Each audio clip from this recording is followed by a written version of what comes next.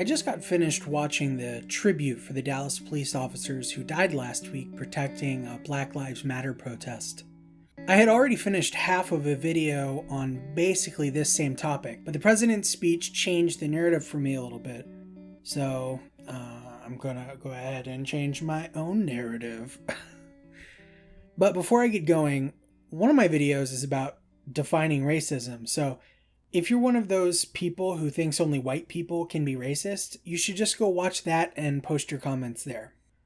So, the last couple of weeks have been tense, to say the least.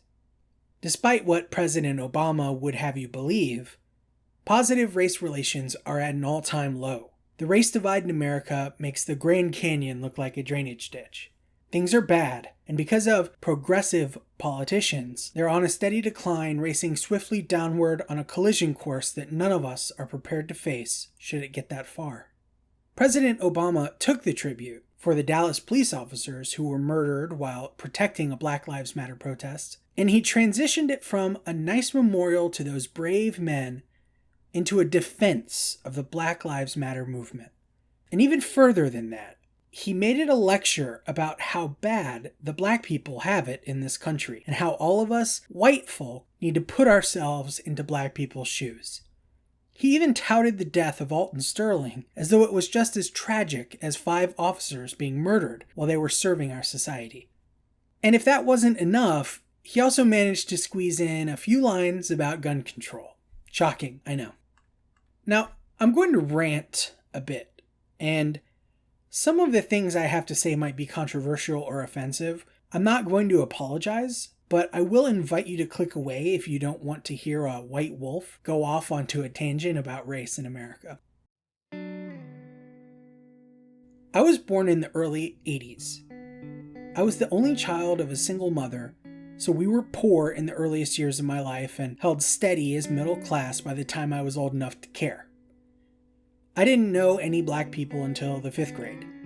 I didn't learn anything about race or racism until it became a discussion in a history book in middle school. I was not raised to like or dislike anyone based on skin color. As a child, it was simply my understanding that some people were white, some were black, some were Asian, some were Hispanic. I didn't have terms for it or even colors in my mind. I just saw that we were different. But I also saw that some people were blonde, and some people had freckles. Some were tall, some were skinny, some wore glasses, some wore braces. I was chubby and tall, so I was just as different as everyone else. So I wasn't a racist because I didn't even understand that racism was a thing. I wasn't raised to be racist. I didn't know anyone who was racist, and schools taught us to embrace each other despite our differences. And we did. I was raised in probably the first generation of Americans who were taught to be colorblind, and I was. In middle school, I was picked on by white people 10 times more than by black people. And when I was picked on by a black kid, it didn't seem different. Because I was raised and taught to see everyone the same, I didn't feel extra anger just because I was bullied by a black kid that day. My best friend through those years was black. We sat in my bedroom and sang Heal the World by Michael Jackson and cried because we didn't want our moms to ever die. I was jealous of him because he could eat nonstop and never gain weight, and sometimes I was really mean to him. But it was never about color. Even when color came up, it was about being different and not about being racist. We all hate gingers, but that doesn't make us racist, does it? No, I think not. How many black people can say that they were raised to be colorblind? How many are raised from the outset to believe that white people are a problem for them, if not directly, then through watching and hearing their parents vilify those terrible crackers? Not all, right? I know that, but most. And every single white person my age or younger who I have known was raised the same way I was, to be colorblind. How can racism ever end when one group refuses to stop blaming the other? And here's the kicker. I never had a racist thought until I was attacked by a black person for being white. And then another, and another. And even though to this day I have never said or done anything even remotely racist towards a black person. And I do have to qualify this as black person specifically because my best friend's wife is Filipino and I constantly do that at her. So, okay. I've never said or done anything racist to a black person. And even though their racism has given birth to racist thoughts inside me, I still don't look at a black person and pass judgment based on skin color. But because I'm white, I'm racist. Do you see the problem here? This is what happens when you raise a generation of white people to feel guilty for something they had no part in, and you raise a generation of black people to feel victimized for something they had no part in. And truly racist white people still exist, but they are so few that out of the thousands and thousands of people I've met and known in my life, I've never met one. Now, online, the trolls are real all over the internet, and I'm not dismissing the fact that this is a major problem. So many people look at the internet as representation of reality and then post it as news, and that's so egregiously wrong that I can't even begin to express it. But in real life, face to face, white racism is rare. And no, crossing the road to avoid someone isn't racist. Putting your hand over your pocket to protect your wallet isn't racist. Locking your car when a black person is about to walk by isn't racist. Here's the truth. Statistically speaking, crime is committed far more often by black people, especially violent crime. Many black people have adopted the quote-unquote thug life. How many white gangs have you heard of? Sure, there are Hispanic gangs and even some Asian ones. But if a white person sees a Hispanic or Asian dressed like a gangbanger, they'll react the same way they would to a black person dressed like one. And if they see a white person dressed like a gangbanger, again, they'll respond the same way. It's not about race. There's nothing that white people can do to change crime statistics. Better safe than sorry is a phrase to live by. And I'm sorry, but not sorry. If I see a black dude with gold chains around his neck and his pants hanging below his butt, I'm going to avoid that person. I'm not willing to get mugged because it's politically incorrect to feel like someone looks dangerous. Look at what's happening in Chicago right now. The city is a war zone. Dozens of people are getting shot every single weekend. It's insane. Do you think I'm racist because I won't be vacationing in Chicago anytime soon? If you do, no offense, you're an asshole. I don't care. And frankly, neither do you. Neither does Black Lives Matter. Look at how they're so quick to protest a cop killing a black person, but do you see them protesting the black neighborhoods of Chicago to stop their own people from killing each other? This is the only thing you need to know about the movement to know it's full of shit. How about Los Angeles? I lived in Los Angeles for 12 years. Not the glitz and glamour of Hollywood and Beverly Hills. I lived in Hawthorne and Torrance. What do you think it says about a city that my first week there I received multiple warnings about parts of town that I needed to avoid because I was white? I lived 5 blocks west of South Central. I couldn't go out after dark, and if I did, I can promise you I had a knife in my hand and I ran from my car to the gate. Have you ever been to a fast food place that has a full-on bank-style bandit barrier inside it? Or a drive-through window covered in bulletproof glass and a box that they push out to you with the food in it? That's the opposite of gentrification, in case you were wondering. You know, instead of making an area look nicer and more valuable, you just armor the shit out of it to try and lessen the robberies. But it's white people that are the problem. And I haven't even said anything I think is offensive yet. Let's talk about Alton Sterling. Alton Sterling was a black man, yes, but he was also a criminal with a warrant out for his arrest. He was armed.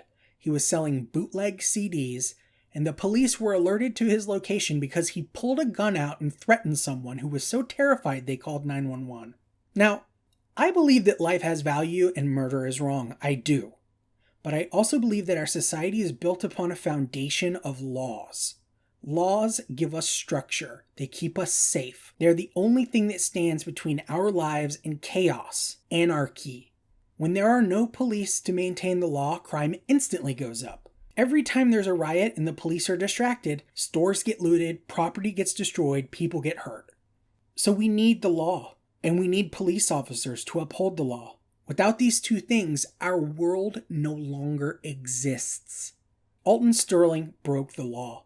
The police arrived and began the process of bringing him to justice. If he had obeyed the officers, gotten on the ground with his hands away from his pockets, he would still be alive today. Alton Sterling lived in a society where people who have been disobeying police have been getting killed. It's all over the news, it's everywhere. Knowing that, he refused to get on the ground. In my opinion, in that moment, Alton Sterling declared to the police that he was prepared to die and had no intention of going down without a fight. If you were the police in that situation, there is zero chance you saw it any other way. You knew instantly that this man with a gun had the intention of using it. I saw the video multiple times. It looked very bad. But I will never blame those officers for putting their lives before someone who chose to forfeit his own. And that's my position in all of these situations, regardless of evidence or lack thereof. These men and women patrol some of the most dangerous places in the world. Every single day, they try to save people from themselves and others, and their lives are at constant risk. I have no tolerance for people who don't respect the authority of police officers. I remember the video of Sandra Bland after she was pulled over. The officer had every intention of letting her off with a warning, but she rejected his authority the moment she started talking. In that moment, she forfeit her rights to be treated as anything more than a criminal preparing to attack an officer of the law. She was rightfully imprisoned, and the fact that she died in prison doesn't weigh on me at all, no matter how many times Hillary Clinton invokes the name of Sandra Bland as some tragic event that should have been averted. If you disobey a police officer, I don't care what your race or ethnicity is, you're breaking the law. At that point, it is the officer's duty to protect his or herself first, then you.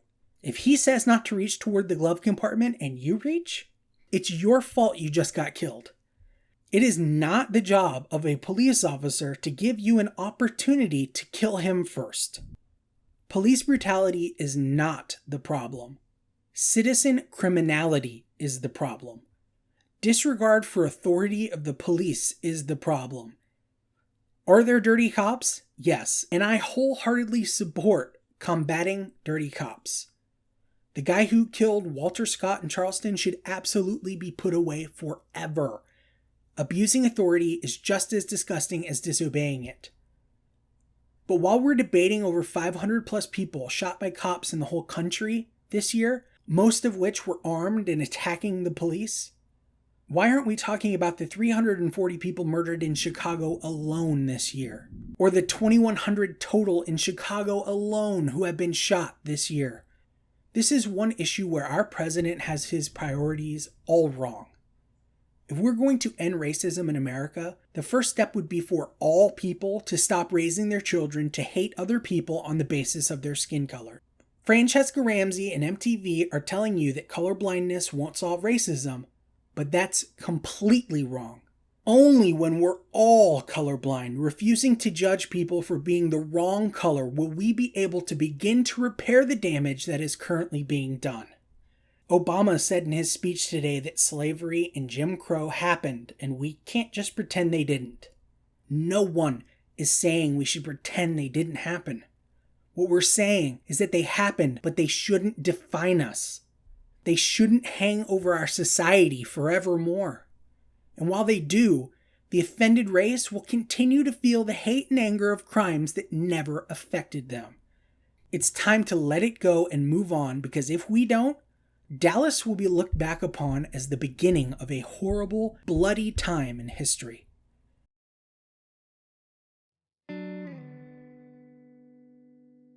Anywho, sorry if that got a little intense for a minute, but yeah, thank you for watching. If you liked the video, please feel free to click your button on the little thumbie, the upward pointing thumb below. And, I just want to say it. I feel like I'm on The Bachelorette right now. I've been feeling this for over a week now, and I just want you to know that I really think I love you guys. So, I just wanted you to know that. I'm so glad I got off my chest, and thank you so much. Will you accept this rose?